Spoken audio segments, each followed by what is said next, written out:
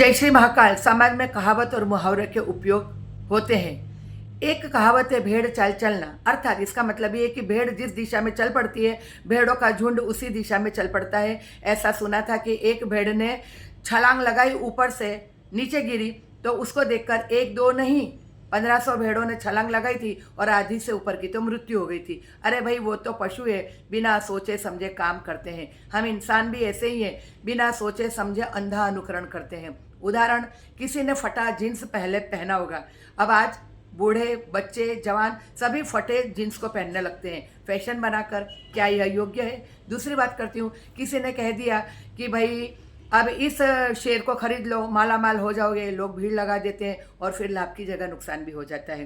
किसी आध्यात्मिक गुरु ने कुछ कह दिया, वहाँ भीड़ की भीड़ लग जाती है। किसी ने कुछ भी कह दिया, लोग जल्दी से मान जाते हैं। आखिर क्यों?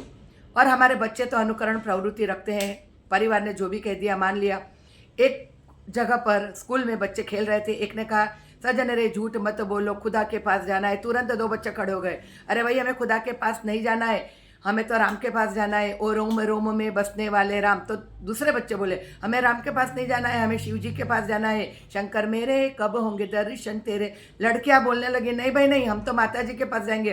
जय अम्बे जगदम्बे माँ, जय अम्बे जगदम्बे। एक बच्चे ने गाया मदर मेरी हम तो तेरे दुलारे हैं, यीशु मेरे हम तो तेरे प्यारे हैं। तो एक ने गाया शिरडी वाले साईं बाबा आया है तेरे। अरे भाई, उसने कहा साईं बाबा का गीत नहीं गाना, वो भगवान नहीं है, वो कोई गुरु नहीं है। अरे बच्चों, 100 साल से साईं बाबा की पूजा हो रही है। श्रीमद् भगवत गीता पढ़िए, कण कण में परमात्मा है, गाय में, हाथी में, कुत्ते में, चांडाल में, सभी में परमात्मा है। आत्मा सो परमात्मा है। कोई राम कहता है, कोई शिव कहता है, कोई अल्लाह कहता है, कोई यीशु कहता है। जो भक्त की आस्था है उस नाम से प्रभु को पुकारते हैं। लेकिन परमात्मा एक है, सबका मालिक एक है। आपस में इस तरह से टकराना नहीं चाहिए। जो नहीं जानता है कि भगवान की 2 रूपों में पूजा होती है, साकार रूप में और निराकार रूप में, वो मूर्तियों का विरोध करते हैं। लेकिन श्रीमद् भगवत गीता को जानने के बाद कभी कोई विरोध नहीं करेगा। सबका मालिक एक है, सबको बनाने वाला एक है। बच्चों को समझाइए। ये बच्चों की बात सुना रही थी कि बच्चे आपस में स्कूल में लड़ते हैं कि मैं राम को मानता हूँ, कोई कहता है मैं शिव जी को मानता हूँ, कोई कहे हम माता जी को मानते हैं, कोई कहता है हम गणपति को मानते हैं, कोई कहता है हम साईं बाबा को मानते हैं, तो कोई कहता है हम यीशु क्रिस्त को मानते हैं, मदर मेरी को मानते हैं, कोई कहता है अल्लाह को मानते हैं। नाम अलग अलग है, परमात्मा एक है, सबका मालिक एक है, सबको बनाने वाला एक है। हम अलग अलग नामों से परमात्मा को पुकारते हैं। जिस नाम से हम पुकारते हैं उस रूप में उस भक्त का काम होता है।